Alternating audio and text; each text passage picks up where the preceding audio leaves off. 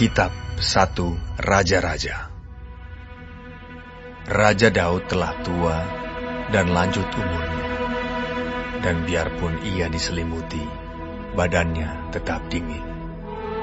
Lalu para pegawainya berkata kepadanya, "Hendaklah dicari bagi tuanku raja seorang perawan yang muda untuk melayani dan merawat raja. Biarlah ia berbaring di pangkuanmu, sehingga badan tuanku raja menjadi panas."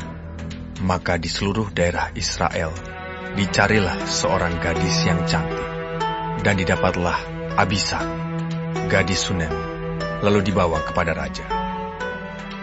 Gadis itu amat cantik, dan ia menjadi perawat raja dan melayani dia. Tetapi raja tidak bersetubuh dengan dia. Lalu Adonia, anak Hagit, meninggikan diri dengan berkata, "Aku ini mau menjadi raja."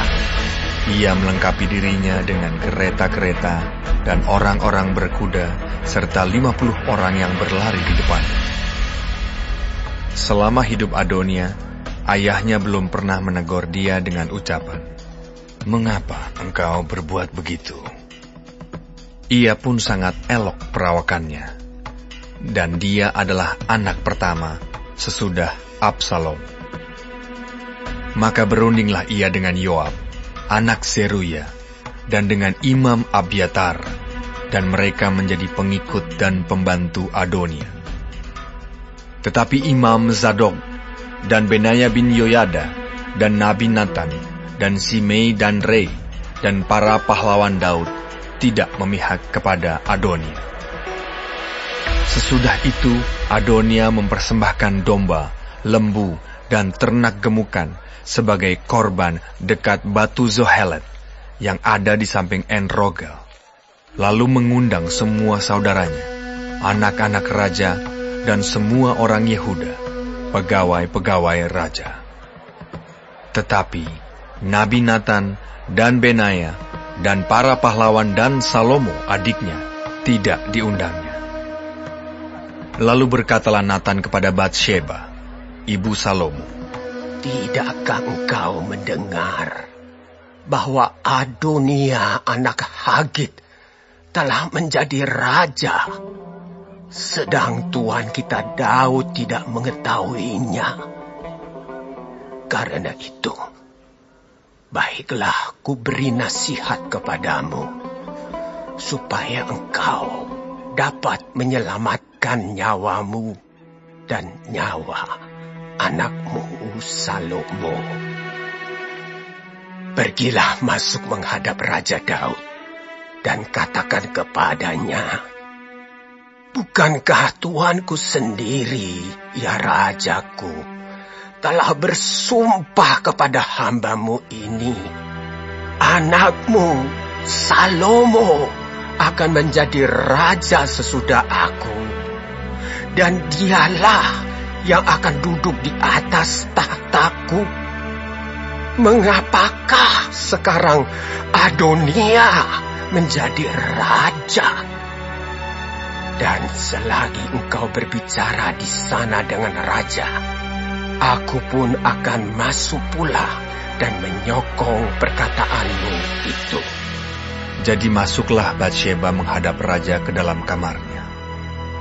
Waktu itu, raja sudah sangat tua, dan Abishag, gadis Sunem itu, melayani raja. Lalu Batsheba berlutut dan sujud menyembah kepada raja. Raja bertanya, "Ada yang kau ingini?" Lalu perempuan itu berkata kepadanya, "Tuanku sendiri telah bersumpah demi Tuhan Allahmu kepada hambamu ini, anakmu Salomo akan menjadi raja sesudah aku, dan ia akan duduk di atas tahtaku. Tetapi sekarang, lihatlah, Adonia telah menjadi raja, sedang tuanku raja sendiri tidak mengetahuinya. Ia telah menyembelih banyak lembu, ternak gemukan, dan domba, dan telah mengundang semua anak raja dan Imam Abiatar dan Yoab, panglima itu. Tetapi hambamu Salomo tidak diundangnya. Dan kepadamu lah ya Tuanku Raja, tertuju mata seluruh orang Israel, supaya Engkau memberitahukan kepada mereka siapa yang akan duduk di atas tahta Tuanku Raja sesudah Tuanku. Nanti aku ini dan anakku Salomo dituduh bersalah. Segera sesudah Tuanku Raja mendapat perhentian bersama-sama dengan nenek moyangnya. Selagi Batsheba berbicara dengan raja, datanglah Nabi Natan. Diberitahukan kepada raja. Itu ada Nabi Natan. Masuklah ia menghadap raja, lalu sujud menyembah kepada raja dengan mukanya sampai ke tanah. Natan berkata, "Ya Tuanku Raja, Tuanku sendirilah rupa-rupanya yang telah berkata, Adonia akan menjadi raja sesudah aku, dan ia akan duduk di atas tahtaku. Sebab pada hari ini, ia telah menyembelih banyak lembu, ternak gemukan dan domba. Ia mengundang semua anak raja, para panglima dan imam Abiatar. Dan sesungguhnya mereka sedang makan minum di depannya sambil berseru, Hidup Raja Adonia. Tetapi hambamu ini dan Imam Zadok dan Benaya bin Yoyada dan hambamu Salomo tidak diundangnya.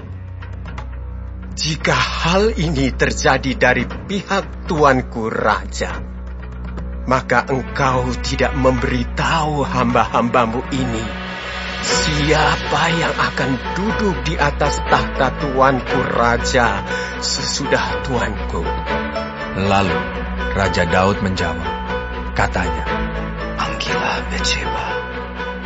perempuan itu masuk menghadap raja dan berdiri di depannya. Lalu raja bersumpah dan berkata, Demi Tuhan yang hidup, yang telah membebaskan nyawaku dari segala kesesakan, pada hari ini aku akan melaksanakan apa yang kujanjikan kepadamu. Demi Tuhan Allah Israel, dengan sumpah ini,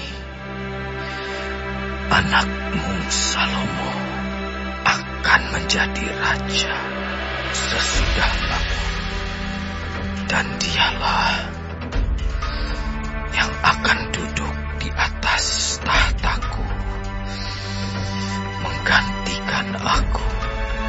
Lalu Batsheba berlutut dengan mukanya sampai ke tanah. Ia sujud menyembah kepada raja dan berkata, Hidup Tuanku Raja Daud untuk selama-lamanya. Lagi kata Raja Daud, Panggillah Imam Zadok, Nabi Natan, dan Benaya bin Yoyada. mereka masuk menghadap raja, dan raja berkata kepada mereka, Bawalah para pegawai tuanmu ini, naikkan anakku Salomo ke atas bagal betina kendaraanku sendiri, dan bawa dia ke Gihon.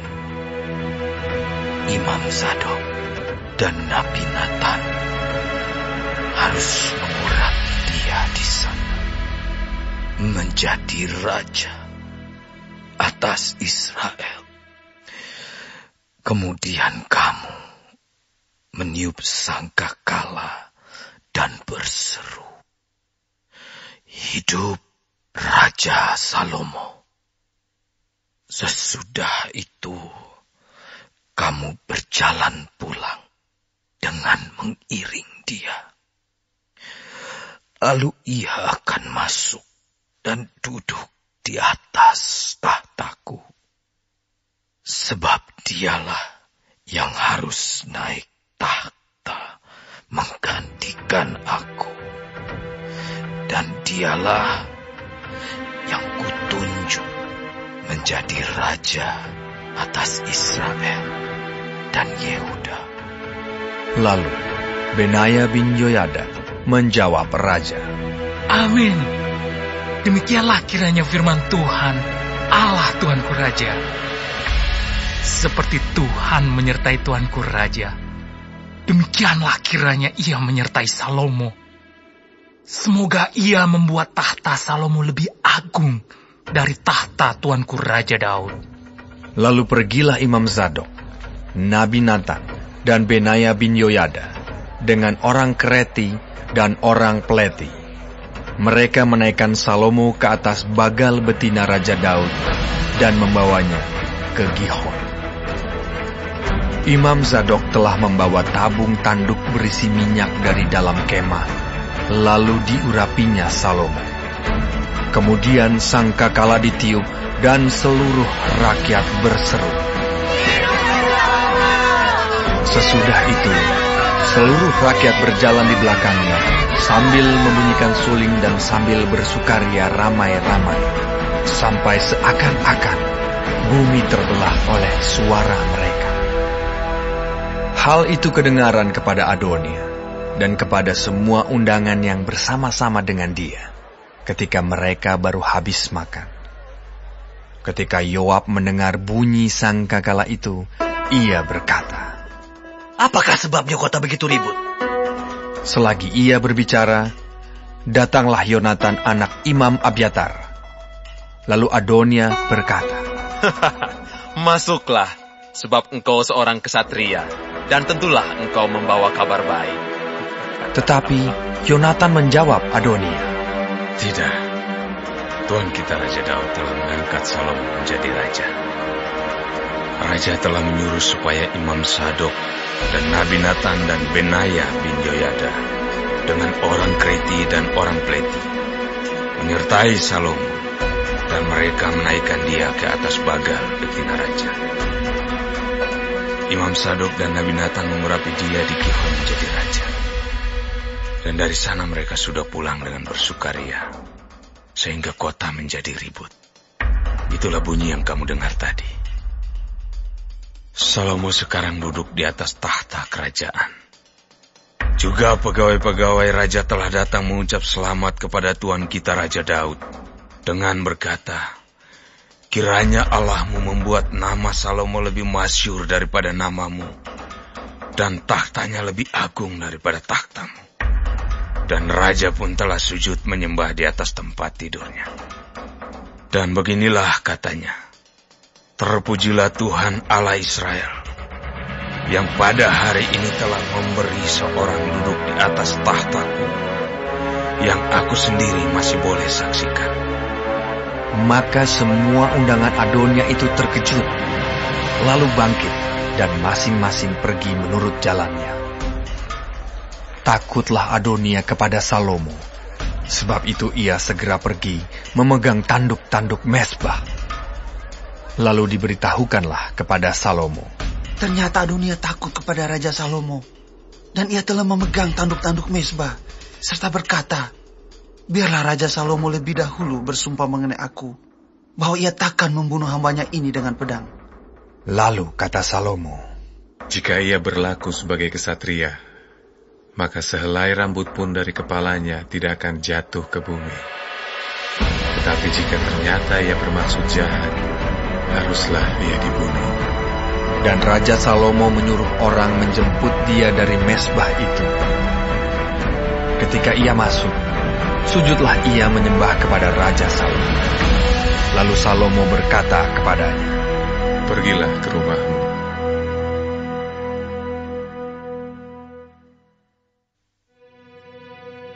Ketika saat kematian Daud mendekat, ia berpesan kepada Salomo, anaknya, Aku ini akan menempuh jalan segala yang fana.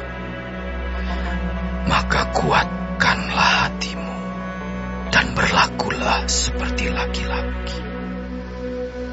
Lakukanlah kewajibanmu dengan setia terhadap Tuhan Allahmu, dengan hidup nurut jalan yang ditunjukkannya, dan dengan tetap mengikuti segala ketetapan, perintah, peraturan, dan ketentuannya, seperti yang tertulis dalam hukum Musa,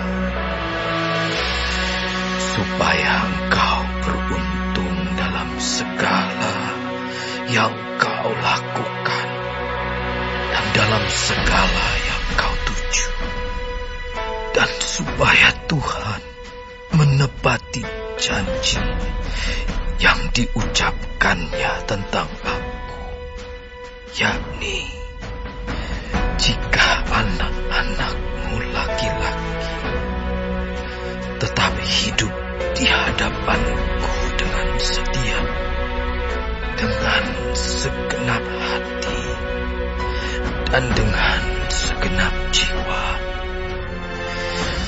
maka keturunan takkan terputus dari tahta kerajaan Israel. Dan lagi, engkau pun mengetahui apa yang dilakukan kepadaku oleh Yoab, anak Zeruya, apa yang dilakukannya kepada kedua panglima Israel, yakni Abner bin Ner dan Amasa bin Yeter. Ia membunuh mereka dan menumpahkan darah dalam zaman damai, seakan-akan ada perang,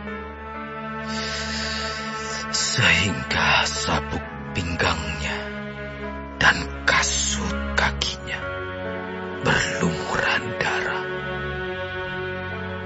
Maka bertindaklah dengan bijaksana, dan janganlah biarkan yang ubanan itu turun dengan selamat ke dalam dunia orang mati. Tetapi kepada anak-anak Barzilai, orang Gilead itu, haruslah kau tunjukkan kemurahan hati.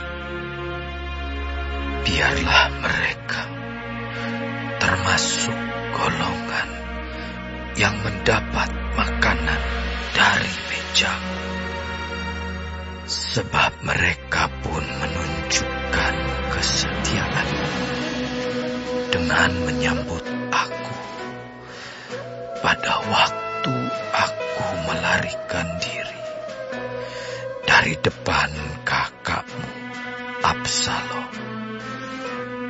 Juga masih ada padamu Simei bin Gera, orang Benyamin dari Bahurim.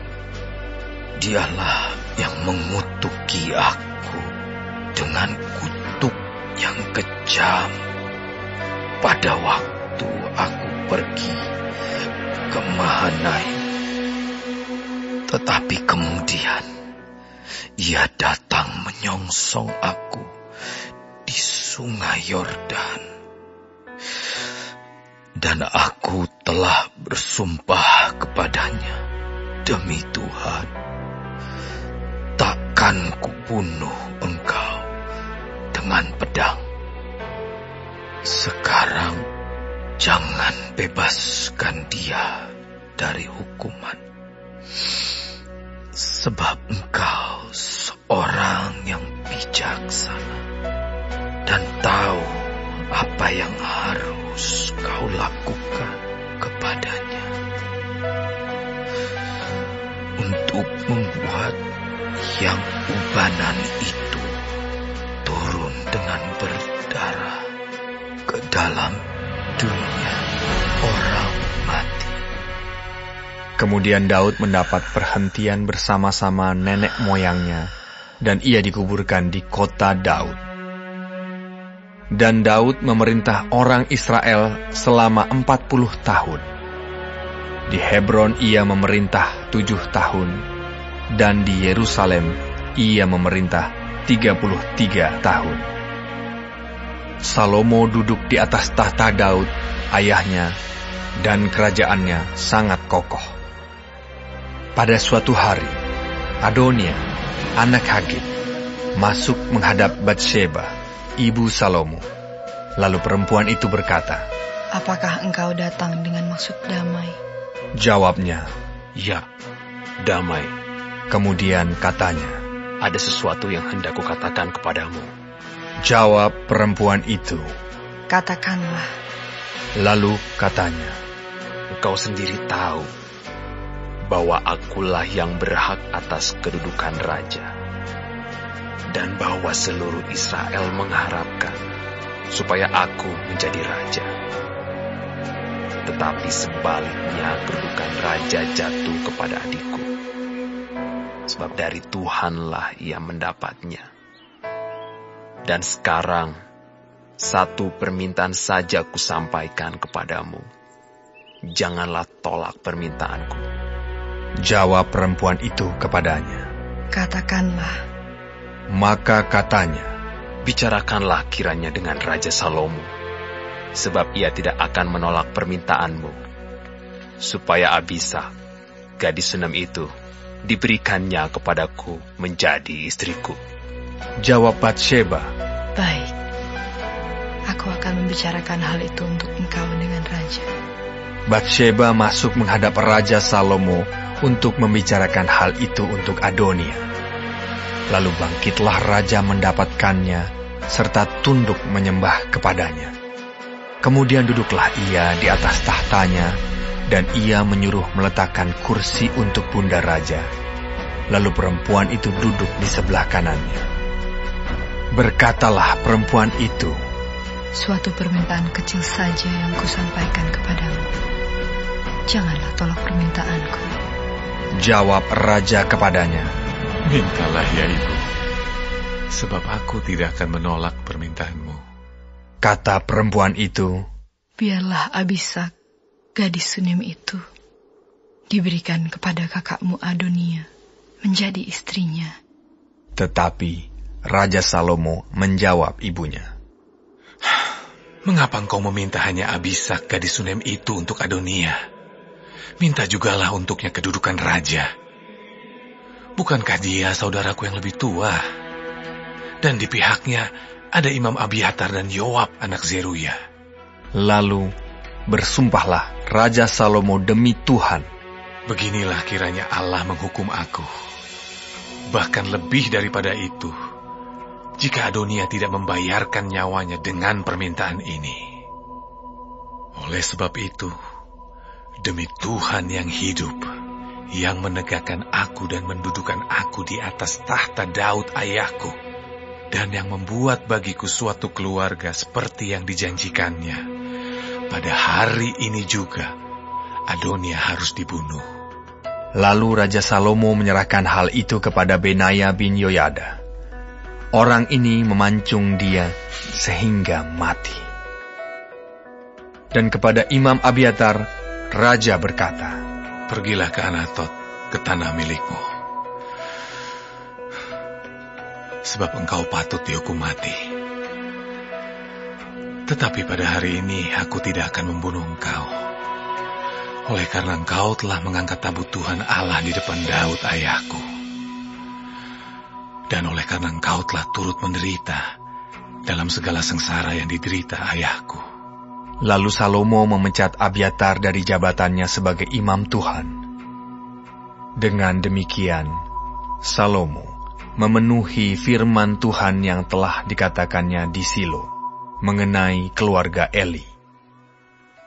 Ketika kabar itu sampai kepada Yoab, memang Yoab telah memihak kepada Adonia, sekalipun ia tidak memihak kepada Absalom. Maka larilah Yoab ke kemah Tuhan, lalu memegang tanduk-tanduk mezbah. Kemudian diberitahukanlah kepada Salomo bahwa Yoab sudah lari ke kemah Tuhan dan telah ada di samping mezbah. Lalu Salomo menyuruh Benaya bin Yoyada, "Pergilah, pancung dia." Benaya masuk ke dalam kemah Tuhan, serta berkata kepadanya, "Beginilah kata raja, keluarlah." Jawabnya, "Tidak, sebab disinilah aku mau mati." Lalu Benaya menyampaikan jawab itu kepada raja. Katanya, "Beginilah kata Yoab, dan beginilah jawabnya kepadaku." Kata raja kepadanya, "Perbuatlah seperti yang dikatakannya. Pancunglah dia, dan kuburkanlah dia. Dengan demikian, engkau menjauhkan daripadaku, dan daripada kaumku, noda darah yang ditumpahkan Yoab dengan tidak beralasan. Dan Tuhan akan menanggungkan darahnya kepadanya sendiri, karena ia telah membunuh 2 orang yang lebih benar dan lebih baik daripadanya. Ia membunuh mereka dengan pedang, dengan tidak diketahui ayahku Daud, yaitu Abner bin Ner, panglima Israel, dan Amasa bin Yeter, panglima Yehuda. Demikianlah darah mereka akan ditanggungkan kepada Yoab dan keturunannya untuk selama-lamanya. Tetapi Daud dan keturunannya, dan keluarganya, dan tahtanya akan mendapat selamat daripada Tuhan sampai selama-lamanya." Maka berangkatlah Benaya bin Yoyada, lalu memancung dan membunuh Yoab. Kemudian dia dikuburkan di rumahnya sendiri di padang gurun. Raja mengangkat Benaya bin Yoyada menggantikan Yoab menjadi kepala tentara. Dan raja mengangkat Imam Zadok menggantikan Abiatar. Kemudian raja menyuruh memanggil Simei dan berkata kepadanya, "Dirikanlah bagimu sebuah rumah di Yerusalem. Diamlah di sana, dan janganlah keluar dari sana kemana-mana pun. Sebab ketahuilah sungguh-sungguh, bahwa pada waktu engkau keluar dan menyeberangi sungai Kidron, pastilah engkau mati dibunuh, dan darahmu akan ditanggungkan kepadamu sendiri." Lalu berkatalah Simei kepada raja, "Baiklah demikian, seperti yang tuanku raja katakan, demikianlah akan dilakukan hamba-Mu ini." Lalu Simei diam di Yerusalem beberapa waktu lamanya. Dan sesudah lewat 3 tahun, terjadilah bahwa 2 orang hamba Simei lari kepada Akis bin Maaka, Raja Gad, lalu diberitahukan kepada Simei, "Ketahuilah, kedua orang hamba-Mu ada di Gad." Maka berkemaslah Simei, dipelanainya keledainya, dan pergilah ia ke Gad, kepada Akis, untuk mencari hambanya itu. Lalu Simei pulang dan membawa mereka dari Gad. Ketika diberitahukan kepada Salomo, bahwa tadinya Simei pergi dari Yerusalem ke Gad, dan sekarang sudah pulang, maka raja menyuruh memanggil Simei dan berkata kepadanya, "Bukankah aku telah menyuruh engkau bersumpah demi Tuhan, dan telah memperingatkan engkau begini?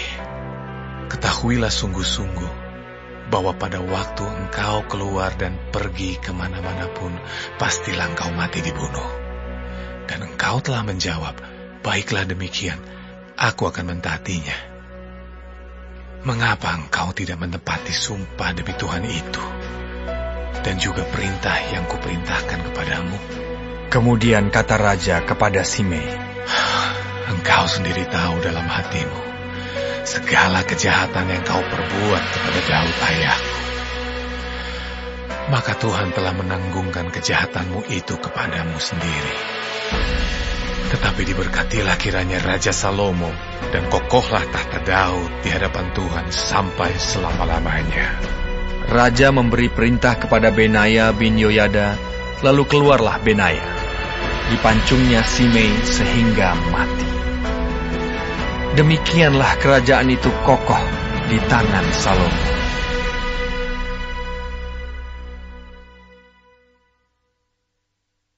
Lalu Salomo menjadi menantu Firaun, Raja Mesir.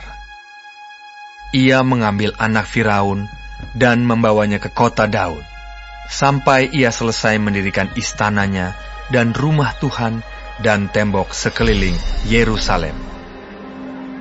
Hanya bangsa itu masih mempersembahkan korban di bukit-bukit pengorbanan, sebab belum ada didirikan rumah untuk nama Tuhan sampai pada waktu itu. Dan Salomo menunjukkan kasihnya kepada Tuhan dengan hidup menurut ketetapan Daud, ayahnya. Hanya ia masih mempersembahkan korban sembelihan dan ukupan di bukit-bukit pengorbanan. Pada suatu hari, raja pergi ke Gibeon untuk mempersembahkan korban, sebab disitulah bukit pengorbanan yang paling besar.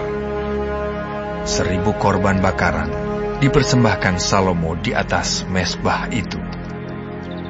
Di Gibeon itu, Tuhan menampakkan diri kepada Salomo dalam mimpi pada waktu malam.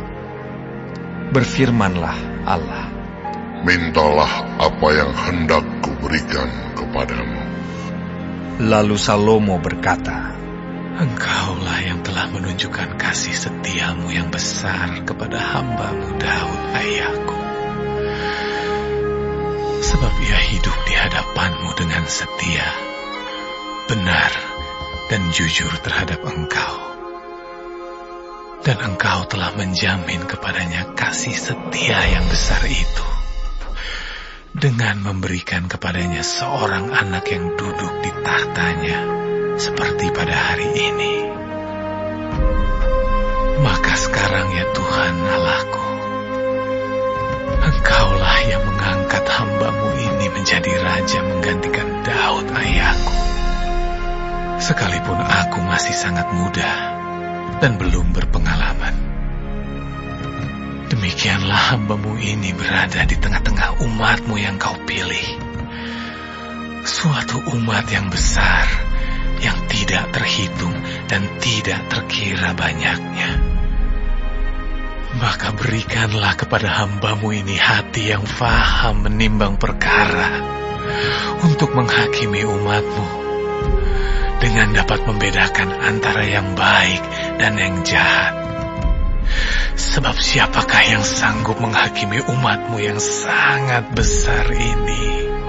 Lalu adalah baik di mata Tuhan bahwa Salomo meminta hal yang demikian. Jadi berfirmanlah Allah kepadanya, "Oleh karena engkau telah meminta hal yang demikian, dan tidak meminta umur panjang, atau kekayaan, atau nyawa musuhmu, melainkan pengertian untuk memutuskan hukum, maka sesungguhnya aku melakukan sesuai dengan permintaanmu itu. Sesungguhnya aku memberikan kepadamu hati yang penuh hikmat dan pengertian, sehingga sebelum engkau tidak ada seorang pun seperti engkau, dan sesudah engkau takkan bangkit seorang pun seperti engkau. Dan juga apa yang tidak kau minta, aku berikan kepadamu, baik kekayaan maupun kemuliaan, sehingga sepanjang umurmu takkan ada seorang pun seperti engkau di antara raja-raja. Dan jika engkau hidup menurut jalan yang kutunjukkan, dan tetap mengikuti segala ketetapan dan perintahku, sama seperti ayahmu Daud, maka aku akan memperpanjang umurmu." Lalu terjagalah Salomo. Ternyata ia bermimpi. Sekembalinya ke Yerusalem, berdirilah ia di hadapan tabut perjanjian Tuhan. Dipersembahkannya korban-korban bakaran dan korban-korban keselamatan.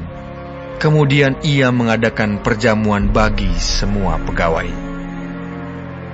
Pada waktu itu, masuklah 2 orang perempuan sundal menghadap raja. Lalu mereka berdiri di depannya.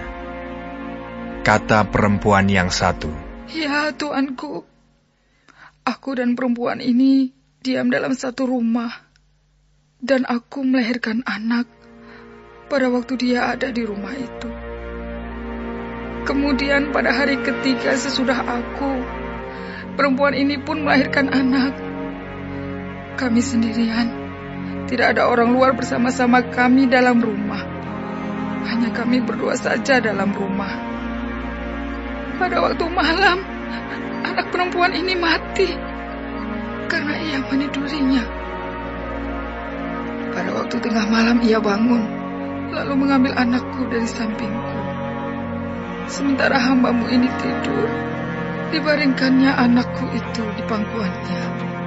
Sedang anaknya yang mati itu dibaringkannya di pangkuanku. Ketika aku bangun pada waktu pagi untuk menyusui anakku, tampaklah anak itu sudah mati. Tetapi ketika aku mengamat-amati dia pada waktu pagi itu, tampaklah bukan dia anak yang kulahirkan. Kata perempuan yang lain itu. Bukan, anakkulah yang hidup dan anakkulah yang mati. Tetapi perempuan yang pertama berkata pula. Bukan, anakmulah yang mati dan anakkulah yang hidup. Begitulah mereka bertengkar di depan raja. Lalu berkatalah raja. Yang seorang berkata, anakkulah yang hidup ini dan anakmulah yang mati. Yang lain berkata, bukan, anakmulah yang mati dan anakkulah yang hidup. Sesudah itu raja berkata, ambilkan aku pedang. Lalu dibawalah pedang ke depan raja. Kata raja, penggalah anak yang hidup itu menjadi dua, dan berikanlah setengah kepada yang satu, dan yang setengah lagi kepada yang lain. Maka kata perempuan yang empunya anak yang hidup itu kepada raja, sebab timbullah belas kasihannya terhadap anaknya itu, katanya, ya tuanku, berikanlah kepadanya bayi yang hidup itu. Jangan sekali-kali membunuh dia. Tetapi yang lain itu berkata, supaya jangan untukku ataupun untukmu, penggalah. Tetapi raja menjawab, katanya, berikanlah kepadanya bayi yang hidup itu. Jangan sekali-sekali membunuh dia. Dia itulah ibunya. Ketika seluruh orang Israel mendengar keputusan hukum yang diberikan raja, maka takutlah mereka kepada raja, sebab mereka melihat bahwa hikmat daripada Allah ada dalam hatinya untuk melakukan keadilan.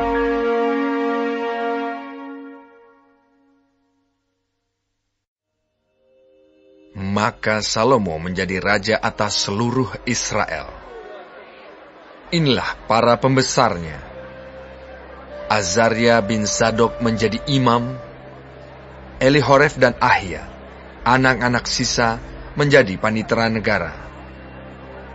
Yosafat bin Ahilud menjadi bendahara negara, Benaya bin Yoyada menjadi panglima, Zadok dan Abiatar menjadi imam.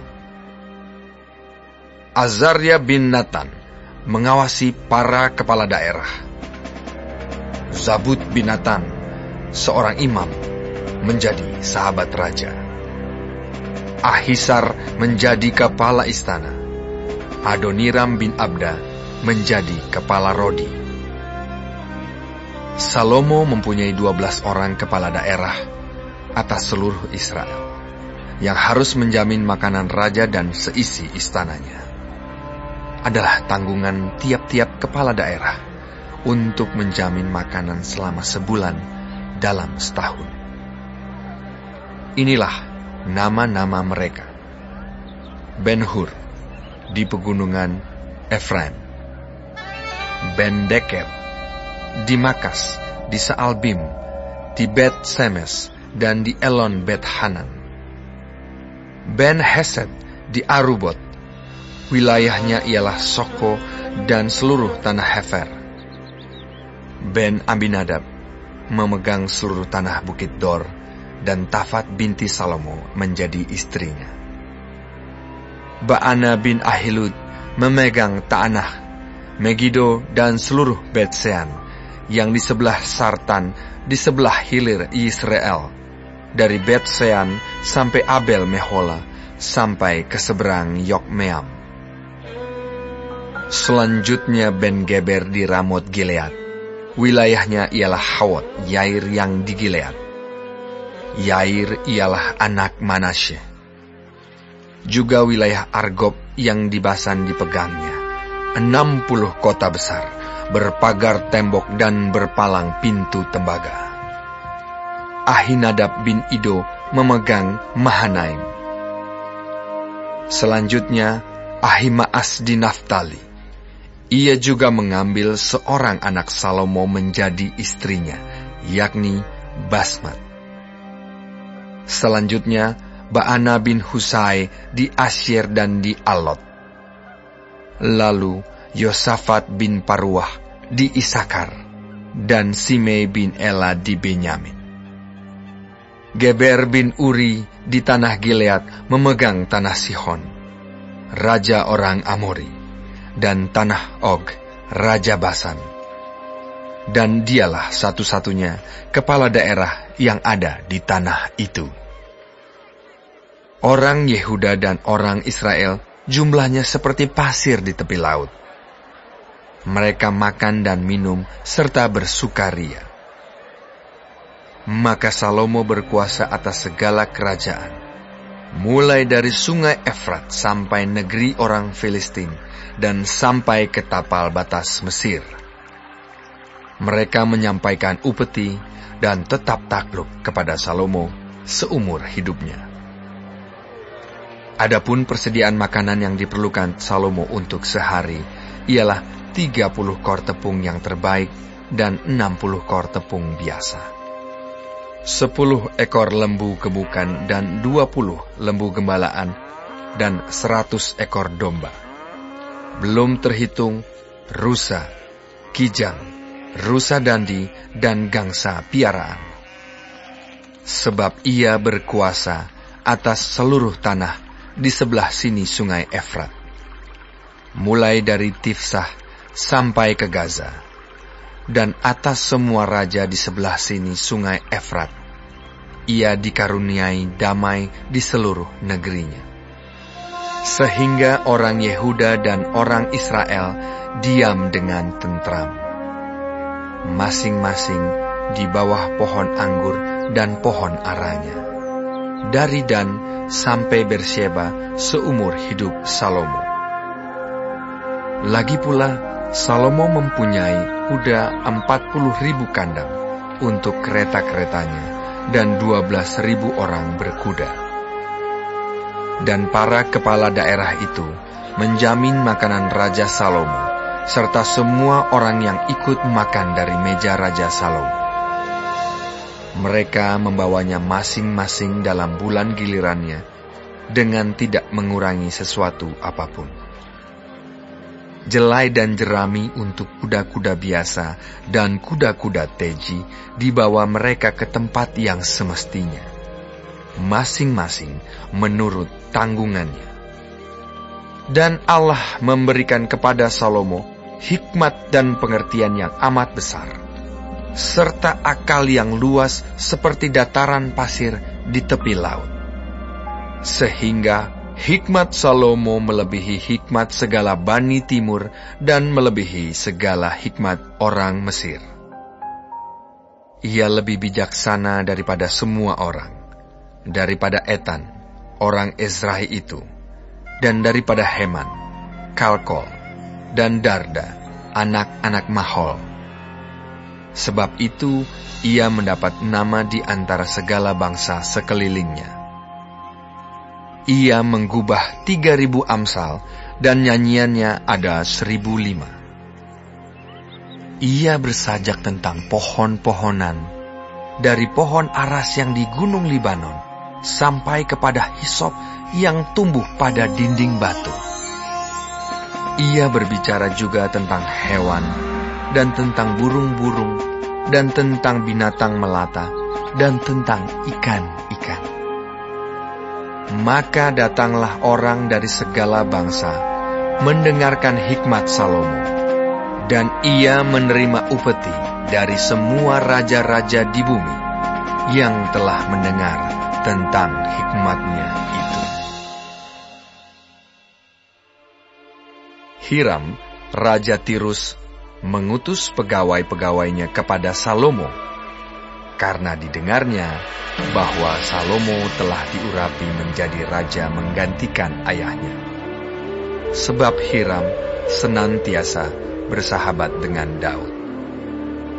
Lalu Salomo mengutus orang kepada Hiram dengan pesan, "Engkau tahu bahwa Daud ayahku tidak dapat mendirikan sebuah rumah bagi nama Tuhan Allahnya, oleh karena musuh-musuhnya memerangi dia dari segala jurusan, sampai Tuhan menyerahkan mereka ke bawah telapak kakinya. Tetapi sekarang Tuhan Allahku telah mengaruniakan keamanan kepadaku di mana-mana. Tidak ada lagi lawan dan tidak ada lagi malapetaka menimpa. Dan ketahuilah, aku berpikir-pikir hendak mendirikan sebuah rumah bagi nama Tuhan Allahku, seperti yang dijanjikan Tuhan kepada Daud ayahku demikian. Anakmu yang hendak kududukan nanti di atas tahtamu menggantikan engkau. Dialah yang akan mendirikan rumah itu bagi namaku. Oleh sebab itu, perintahkanlah orang menebang bagiku pohon-pohon aras dari gunung Libanon. Dan biarlah hamba-hambaku membantu hamba-hambamu.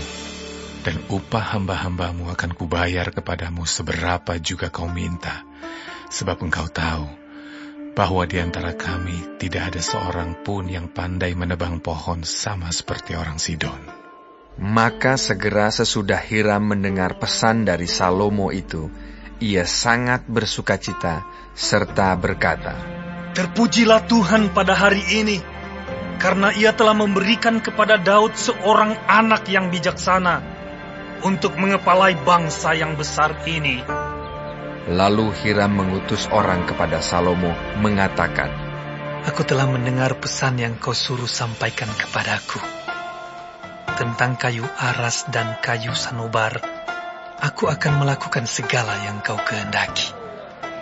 Hamba-hambaku akan membawanya turun dari gunung Libanon ke laut, dan aku akan mengikatnya menjadi rakit-rakit di laut, untuk dibawa sampai ke tempat yang akan kau tunjukkan kepadaku. Kemudian akan kusuruh bongkar semuanya di sana, sehingga engkau dapat mengangkutnya. Sementara itu engkau hendaknya menyediakan makanan bagi seisi istanaku, seberapa yang ku kehendaki." Demikianlah Hiram memberikan kayu aras dan kayu sanobar kepada Salomo seberapa yang dikehendaki.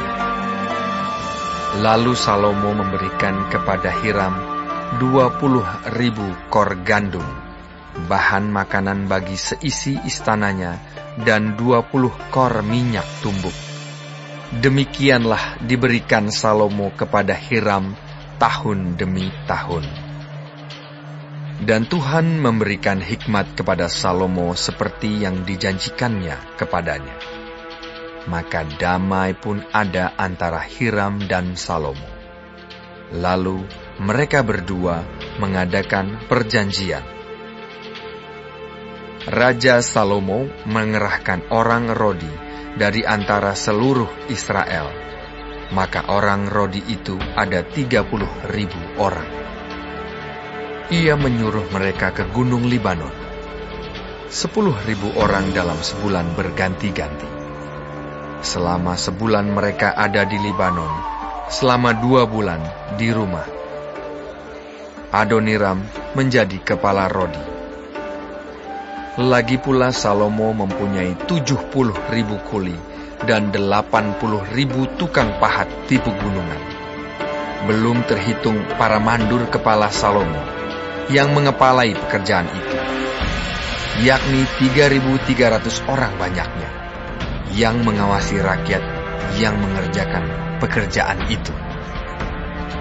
Dan raja memerintahkan supaya mereka melinggis batu yang besar, batu yang mahal-mahal, untuk membuat dasar rumah itu dari batu pahat. Maka tukang-tukang Salomo dan tukang-tukang Hiram serta orang-orang Gebal memahat dan menyediakan kayu dan batu untuk mendirikan rumah itu.